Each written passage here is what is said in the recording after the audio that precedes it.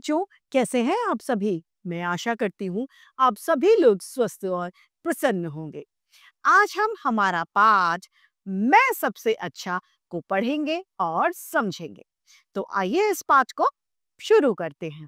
यह है हमारा पाठ 12 मैं सबसे अच्छा हूँ। इस पाठ में एक लड़के का वर्णन किया गया है जो घायल तोते को घर लाकर उसे नया जीवन देता है।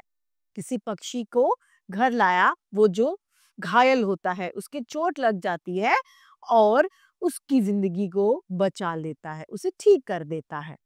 आइए पढ़ते हैं। यहाँ पर चित्र दिए गए हैं हमें 4।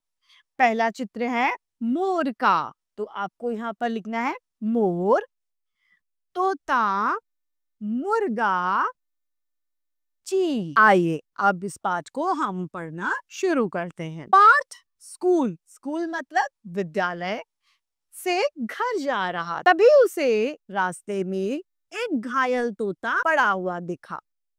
पार्थ ने उस तोते को उठा लिया और अपने घर पर वो लेकर आ जाता है। माँ ने तोते को हाथों में लेते हुए कहा, अरे इसे तो चोट लग गई है। माँ ने डॉक्टर यानी चिकित्सक चाचा को फोन कर दिया। सब समझकर माँ ने तोते को दवाई लगाई और पानी पिलाकर उसे लिटा दिया। माँ तोते की देखभाल करती, पार्थ उसे फल खिलाता था।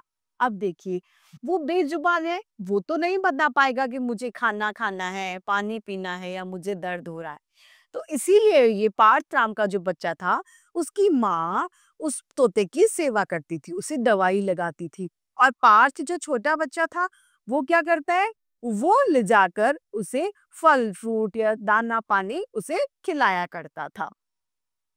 थोड़े ही दिन में तोता बिल्कुल ठीक हो गया। पार्थ ने उसका नाम मिट्ठू रख दिया। मिट्ठू दिन भर घर में घूमता रहता था। सुबह शाम मिट्ठू पेड़ों पर खेलने के लिए जाया करता था। पार्थ स्कूल से लौटते ही मिट्ठू से बातें किया करता था। पार्थ कहता, मैं सबसे अच्छा बच्चा हूँ क्योंकि मैंने एक तोते को जीवन दिया है, मैंने उसकी सेवा की है। मिट्ठू भी कहता था कि मैं सबसे अच्छा हूँ। एक रात सब सो रहे थे, तभी कुछ खटपट की आवाज होने लगी। मिट्ठू ने देखा कोई खिड़की खोल रहा है। मिट्ठू सब समझ गया। मिट्ठू ने पार्थ को चोंच मारी। पार्थ पार्थ। पार्थ चिल्लाया, कौन है, कौन है? Mummy, mummy. आवाज सुनकर माँ बोली, क्या हुआ बेटा? पिताजी भी झटपट यानी जल्दी से उन्होंने लाइट यानी बल्ब जला दिया। चोर डरकर भाग गए। माँ ने प्यार से पार्थ को गले लगा लिया और बोली, अरे वाह पार्थ, तुमने तो चोरों को भी भगा दिया। पार्थ बोलता है, माँ मैं सबसे अच्छा। मिट्ठू हंसने लगता है। उसने गर्दन मटकाई और बोला कि मैं सबसे अच्छा हूँ। तो इस पाठ से हमें सीखने को मिलता है कि वीरता और साहस अपने अंदर विद्यमान गुण होने चाहिए। सूझबूझ और दया होनी चाहिए। सूझबूझ से हम कठिन से कठिन समस्याओं को पार कर सकते हैं।